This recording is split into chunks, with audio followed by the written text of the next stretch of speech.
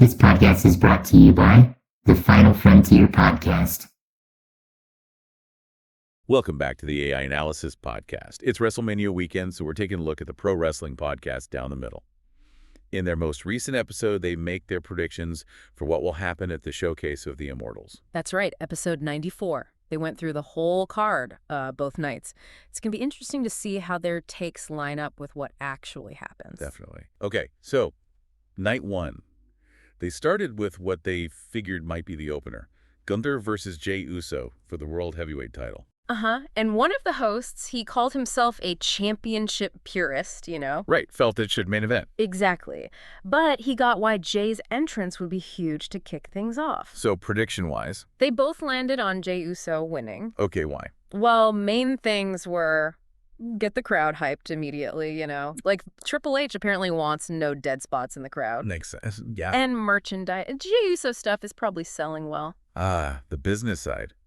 But did they agree on why Jey should win, like story-wise? That's where it got interesting. One host felt Jey deserved it, put the time in, the whole storyline. Okay. But the other guy leaned more towards Gunther, said Gunther's improved so much as a singles guy, wrestler versus wrestler, he kind of deserved it more, considering Jay's background is mostly tag teams. That's a fair point. Wrestling skill versus story reward. Yeah. And they mentioned the story inconsistencies, too. Like, Jimmy Uso's blood moment just led to talking. Right, kind of fizzled. One idea floated was maybe it's just time to give Gunther a break after that long reign. Could be. And putting it early helps the crowd flow for a long night. Exactly. Logical placement. All right, next up, tag titles. War Raiders versus the New Day. And one host was really happy they're calling them War Raiders again. Oh, yeah. Back to the ROH roots, kind of. War Machine. Right, instead of Viking Experience or just Raiders. So who did they pick? They went with New Day winning. Reasoning. Seemed like WWE is trying to do something with this New Day version, so putting belts on them makes sense. A loss would just make them feel like, well, losers again. Yeah, that tracks. But they also talked about the tag division generally. Oh, yeah. They felt it was pretty weak overall right now. Even mentioned the Motor City Machine Guns just disappearing. That led to a bit of a tangent, didn't it? It did. Briefly touched on Josh Alexander going to AEW and showing up on Maple Leaf Pro Wrestling. Oh, right. That Canadian indie with the surprisingly good production. Free on YouTube. That's the one. AEW, TNA talent popping up there. Shows how connected the scene is, you know. Definitely. Okay, back to night one predictions. Rey Mysterio versus Chad Gable. Yeah, they were pretty skeptical about that one. Like, is it really Gable? The height difference, the boots, they questioned it. And basically asked why this is even a WrestleMania match. Called it more like cosplay. So, prediction. Did they think Rey wins and unmasks him? One initially thought that, yeah. But the other predicted Rey loses. Pointed out Rey's been taking some losses lately, so maybe it leads someone interesting. Or Rey loss would be unexpected. For sure. Makes it more than just a gag match, potentially. Okay, then the grudge match. Jade Cargill versus Naomi. Here, they were totally aligned. Both said Naomi has to win. Has to. Why?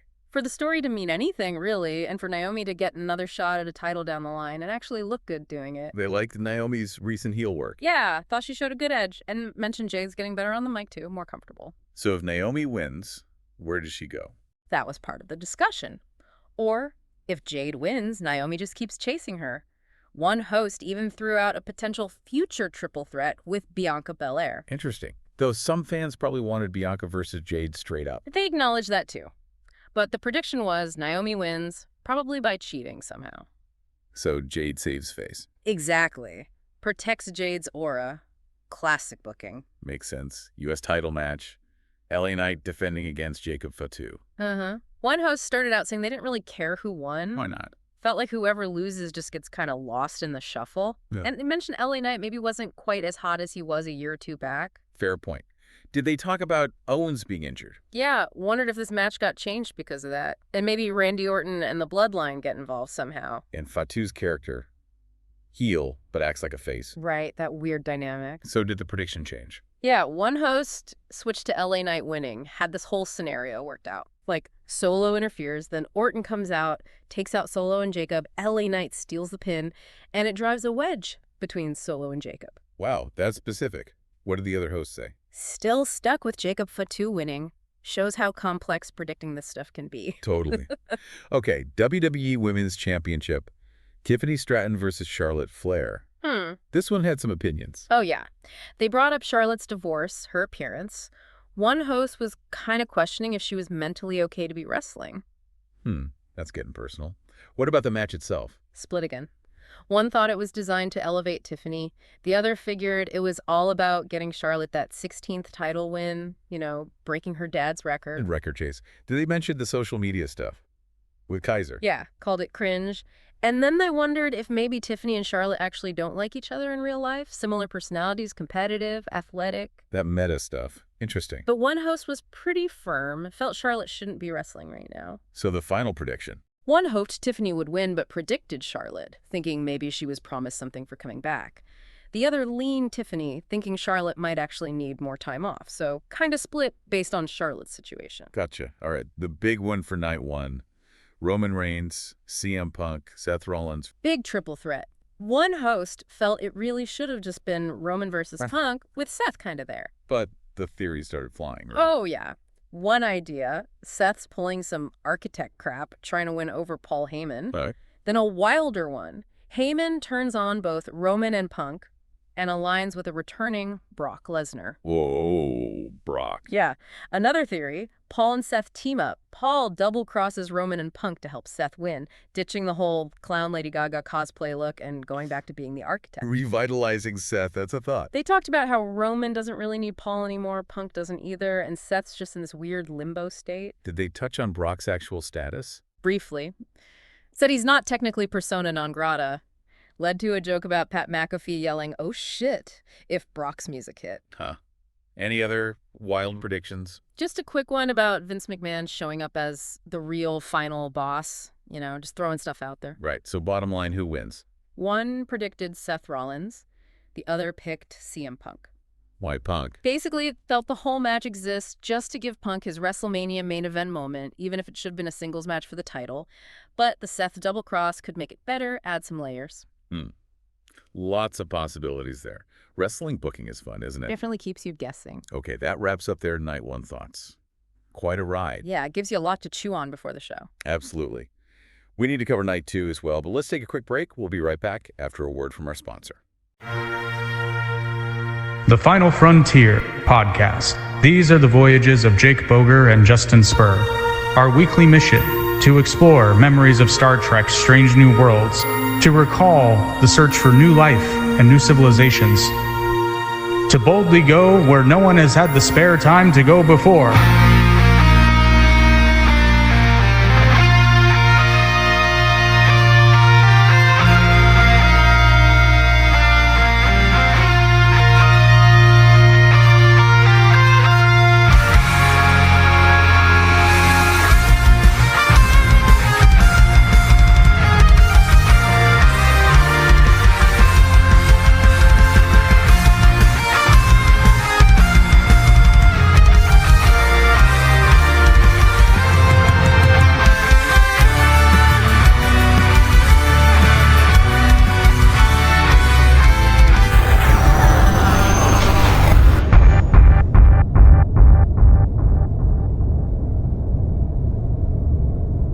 And we're back. Let's dive straight into the Night 2 predictions from the Down the Middle podcast. They talked about Damian Priest versus Drew McIntyre in the Sin City Street fight a bit later, but let's get to it now. Yeah, they weren't exactly thrilled about this one. One host basically called it a two-man stadium stampede match. And a bathroom break? Ouch. Pretty much. Neither really cared who won. One kind of wanted Drew, the other figured Damian. They joked about them having a weird bromance or Drew giving him a wedgie. Classy. Do they have any actual ideas for them? One interesting pitch was maybe they become a tag team afterwards, like Top Heels to go against New Day. Huh. That's actually not terrible. Turns a potential dud into something, maybe. Okay, what do they have as the night 2 opener? The WWE Women's World Championship. IYO SKY defending against Bianca Belair and Rhea Ripley. And the prediction. One host was pretty sure Bianca takes it. Even asked, why else did she win the Elimination Chamber? Good question. They recapped how this match came about. Yeah, Rhea looking back at Bianca getting distracted, IYO pinning her. The theory is Bianca wins here. Then Rhea feuds with her, saying Bianca cost her the title, it was a fluke, etc. Does Rhea need that feud? One host actually felt Rhea's momentum had cooled off a bit, hoped a Bianca feud could heat her back up. And looking even further ahead. Yeah, maybe Jade and Naomi get involved eventually, leading to Jade beating Bianca for the title and facing Rhea down the line. A whole roadmap. But for this match, what about IYO? Both hosts basically agreed she's getting overlooked and will probably lose. One said they'd be shocked if she retained cleanly. So the consensus pick is? Bianca Belair. All right. Women's tag titles next. Liv Morgan and Raquel Rodriguez versus Bayley and Lyra Valkyria. Yeah, that team-up surprised them too, especially since Lyra's also the IC champ. So what's the angle? Theory is it's building to Bayley versus Lyra for the IC title. Compared it to Cena and Michaels winning tag belts before their Mania match. Okay, so do Bayley and Lyra win the tag titles first? One host thinks yes. Win the belts, defend a few times. Then Bayley turns on Lyra, sets up SummerSlam for the IC title. And the other host? Thought Liv and Raquel retain and Bayley versus Lyra just becomes its own feud separately, but still some optimism for the Bayley-Lyra pairing. Lots of moving parts there. Next, AJ Styles versus Logan Paul. One host really wants Logan Paul to take a clean loss. Likes him as a wrestler, dislikes the persona. Things he's due. Yeah. One host joked if AJ loses, maybe he joins the Ministry of Darkness. Huh. Nice callback. Any other AJ talk?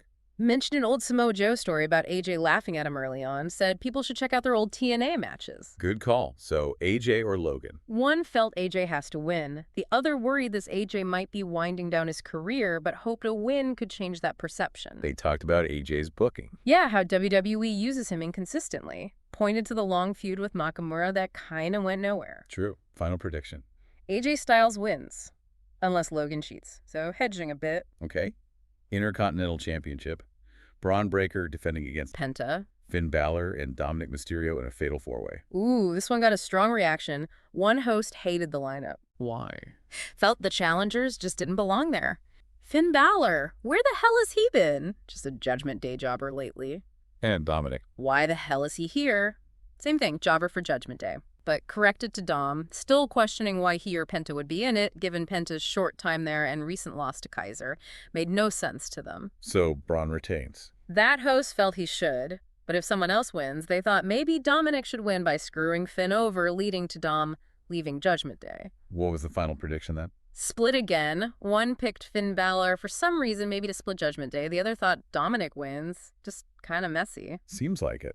Okay, the main event of night 2, according to them. Cody Rhodes versus John Cena for the undisputed title. And right away, one host noted Cena hasn't been on Raw or SmackDown lately. Leading to? A prediction of a big Cena return at Mania. New look, new entrance, signals he's sticking around, and wins the title. Becomes John Cena, undisputed champ. Wins the title. Theory involved The Rock interfering to help Cena win and break the record. Rock helps Cena beat Cody. Wow. Yeah, then they mapped out this whole thing where Cena holds the belt, wants Cody, Rock keeps them apart, Cody earns another shot, Cena tells Rock, I want to beat him, leading to a Rock Hogan-style moment. That's elaborate. Yeah. Was the other host buying it? Sounded a bit skeptical of all the details. Any other evidence for Cena winning? Pointed out Cody wasn't advertised for the Raw after Mania. Suggests he might not be champ. So both predict Cena wins. Yep, both landed on John Cena winning, possibly with The Rock showing up. Then they briefly went off topic about Triple H and his movie, The Chaperone. Random. Oh. Okay, well, that covers their WrestleMania predictions. Some pretty bold calls in there. Definitely. A lot of swerves predicted, some controversial outcomes. It really shows how wide open things feel, or at least how they perceive them. So, for everyone listening, thinking about these down-the-middle predictions, which one are you most curious about? Which one do you really hope happens or really hope doesn't happen? Yeah, and maybe think about why. What is your gut feeling about, say, the main events or the women's title matches tell you about how you see wrestling storytelling working right now? It's a good way to frame your own viewing experience this weekend. Maybe do your own analysis, check out Down the Middle, or even that Maple Leaf Pro Wrestling they mentioned for different flavors of wrestling talk. Absolutely. Because prediction is one thing, reality is another. And, we'll be back soon to talk about what actually went down at WrestleMania. See how these forecasts held up. How's it going, everybody? It's Jake from the Down the Middle podcast, and I'm going to take a quick moment to invite you to check out our show, which airs every other Thursday at 8:30 p.m. on YouTube. If you love pro wrestling, you're definitely going to want to check this out. We talk about the latest in pro wrestling. AEW's pay-per-views are rough, man. And it's obvious, like, Tony Khan is booking for Tony Khan, and it's obvious because Tony Khan has clinical freaking ADHD, but the kind where, like, you can hyper-focus on the thing you love. He's like, I legitimately want to watch wrestling for 7 hours. It's like, Tony. Now everybody else does. Hardly anybody else does. We talk about some of our favorite things in pro wrestling. One of the best promos ever. Like, can we just say, like, I had fucking goosebumps. And here's the thing, I know it's a work, but I'm watching that and I'm like, I think MJF might have duped somebody. And we have a hot take here and there too. Nothing against Riho, it's just like, do you think the audience is fucking stupid? Riho weighs 98 pounds. The vast majority of great moments in professional wrestling have nothing to do with the move. Don't get me wrong, the moves are part of it. Cena's like, I don't even remember how I won. Everybody remembers this. But the best part about our show is that you are part of the conversation. So check out the show and join in the fun.